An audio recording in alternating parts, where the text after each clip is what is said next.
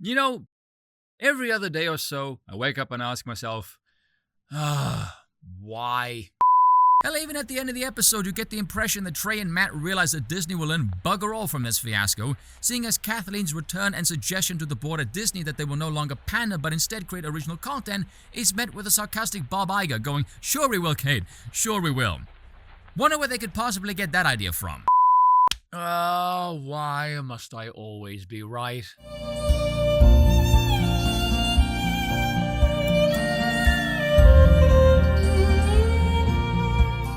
Well, hopefully this time you'll hear the intro music, and I didn't mute it again like a pleb. But anyway, yes, I'm once again right. What else is new? Although admittedly, this is not a difficult trend to spot. It involves politics and hating you, the consumer, so naturally it was always going to go only one way. I mean, I don't know if you guys have noticed this, but Disney has, with the odd exception of a few not failing dumpster fires in the last few years, they managed to produce, pretty much nothing but failing dumpster fires, and everyone knows why. It's the politics. See, in the normal world where what gets your jollies harder than a damn hammer is not a pole for someone to hoist their virtues on, yeah, try that one for an image, the relationship with the consumer and the producer was a rather reciprocal one.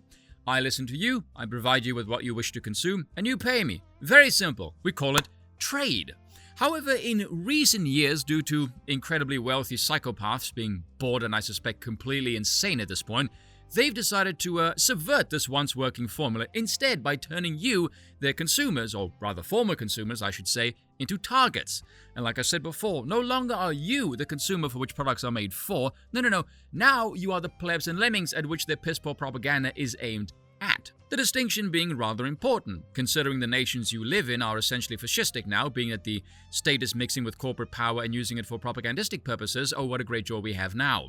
Now, the following contains a lot of legalese, so to speak, so I may have to interject every so often to stop us all from falling asleep, and that includes myself, by the way. But it's a Form 10K that all public corporations must do, so annual reporting on all things financial about business past, present, and potentially future, Securities and Exchange Commission filings. Listen to this. We face risks relating to misalignment with public and consumer tastes and preferences for entertainment, travel, and consumer products, which impact demand for our entertainment offerings and products and the profitability of any of our businesses. I just love the corporate speak, don't you? Right out of the gate. Misalignment, aka we have no intention whatsoever of deviating course from the ESG worldview. We're just here to tell you, the investors, that we are going to lose your invested money because we are dead set on alienating as many consumers as we can because we don't actually care about them or any profit. No. We're here to push the message. Our businesses create entertainment, travel, and consumer products whose success depends substantially on consumer tastes and preferences that change in often unpredictable ways. That's the exact same sentiment of the previous freaking paragraph, only with often unpredictable ways added to it. No, I think you create garbage that subsequently creates this offsetting genre of entertainment by people like Mauler and Drinker, a la comedic ridicule. And I disagree. The model is fairly predictable, actually, if you manage to produce quality and not piss-poor political force horseshit. I mean, prior to the late 90s, you did this before for more than half a bloody century. I wonder what changed. Here's an idea. Ditch the rainbow tree and try bleaching your franchises and see what happens. And you can put whatever spin you might think I mean by that. Be my guest. The success of our business depends on our ability to consistently create compelling content. My good God, talk about tone deaf.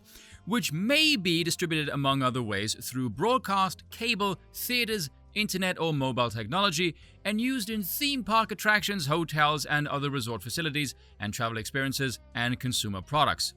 I feel like this was written with the sincerity of a 600-pound serial lie saying this time they're going to stop consuming their weight in lard on a yearly basis. Such distribution must meet the changing preferences of the broad consumer market and respond to competition from an expanding array of choices facilitated by technological developments in the delivery of content. I assume this means the streaming platforms, which will go nowhere if the product sucks ass. It's not about availability. Hell, they even wrote it there. It's about compelling content. I assume the compelling action refers to consuming said content and not just calling it cringe and gay. Although it's a new word, I could be wrong. The success of our theme parks, resorts, cruise ships, and experiences, as well as our theatrical releases, depends on demand for public or out-of-home entertainment experiences. Are you guys like me reading this thinking, okay, yes, this is standard business protocol for the most part. Now, where is the but? Because considering the start and Disney's current tanking failures, you know it's coming at some point. Demand for certain out-of-home entertainment experiences, such as theater going to watch movies, has not returned to pre-pandemic levels. Yeah, that's because your content is shit. In addition, many of our businesses increasingly depend on acceptance of our offerings and products by consumers outside of the United States. I do wonder, what country does Disney change their stuff for? It comes from China. That's why. No, thank you, President Trump. The success of our business, therefore, depends on our ability to successfully predict and adopt to changing consumer tastes and preferences outside as well as inside the US. Wonder how many times I can show this headline before it stops being funny. The whole situation has more red flags and confusion than a Western feminist at a Chinese military parade. Moreover, we must often invest substantial amounts in content production and acquisition in sports rights, launch of new sports-related studio programming, theme park attractions, cruise ships or hotels, and other facilities or customer-facing platforms before we know the extent to which these products will earn consumer acceptance. Oh, there's the but. Earn consumer acceptance. Now, I don't know what creepy-ass dystopian nightmare you've concocted in your head, pal, but consuming is voluntary. It's earned based on quality. By the sounds of it, they want to buy everything and force the consumer, or let's be frank, the target, to eat their inferiority. No thanks, Disney, I'm good.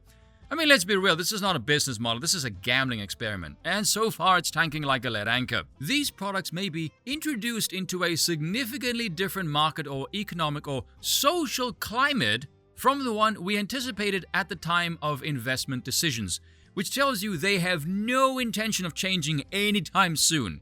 If you produce quality programming that the consumer wants, you would be adapting to the environment, not fail to try and shape the environment yourself. Generally, our revenues and profitability are adversely impacted when our entertainment offerings and products, as well as our methods to make our offerings and products available to consumers, do not achieve sufficient consumer acceptance. Oh geez, I wonder why. AKA, we're not in the business of profit. No, we're here to push the message, investors. So if you're hoping for a return on investment, try Raytheon. Further, consumers' perceptions of our position on matters of public interest, including our efforts to achieve certain of our environmental and social goals. You're a freaking company. Why the hell do you have social goals, you demented twats?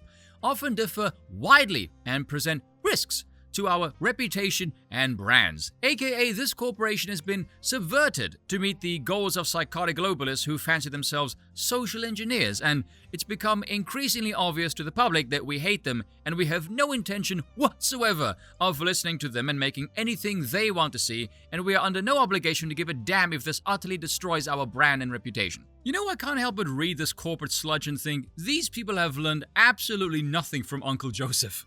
The best propaganda is disguised as something else. You need a crisis, something on which the propaganda is based that will sell it, make it grow.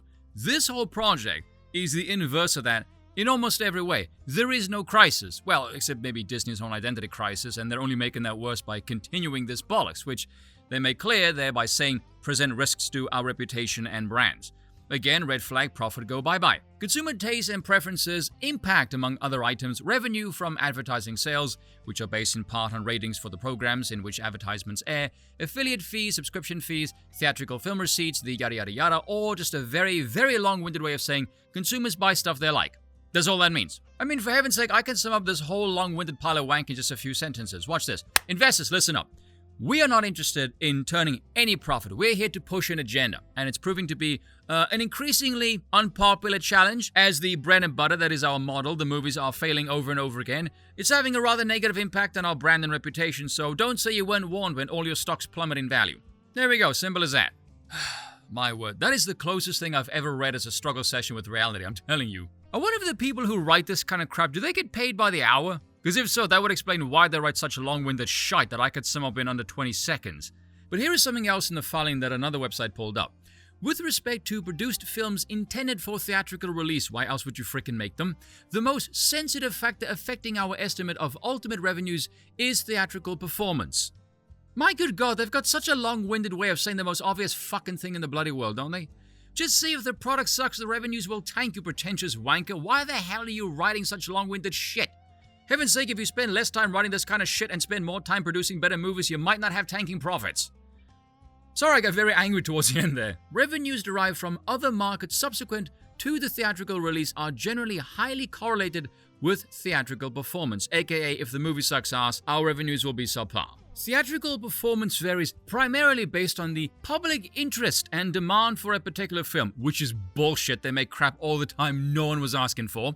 The popularity of competing films at the time of release, and the level of marketing effort, aka for the love of God, delay the release of Snow White by over a year by any means necessary, because the Daily Wire's release is going to kick the shit out of ours, because we casted the most obnoxiously annoying bint that's currently gunning at Brie Larson for the title of Hollywood's most hated personality. Upon a film's release and determination of the theatrical performance, the company's estimates of revenues from succeeding windows and markets, which may include imputed license fees for content that is used on our TDC streaming services, are revised based on historical relationships and on analysis of current market trends. And as they point out there, this translates into all those other downstream revenue sources, merch licenses, theme park attractions, shows on the cruise ships, and what have you. Any shred of hope they might have is based on their theatrical motion pictures. No, not including stuff for Disney Plus or other TV, which, well, are serially tanking. Bad movies that lose money are the cancer that infects so many other areas of corporate behavior. Now hold on, this gets even worse. They go on to say, the decrease in licensing revenue was due to lower sales of merchandise based on Star Wars, Frozen, Toy Story, and Mickey and Friends. So, lower revenue on legacy and established titles, and nothing even mentioned about the utter lack of the new IP movie material creating some sort of replacement revenue, which we know they are not. And so if the new stuff is tanking, everything else downstream depends on that, and your fallback classic and popular IPs are selling lower than before. Where does that leave you going forward? It won't, it'll just leave you hanging. Cheers for watching, and once again, I apologize for nothing.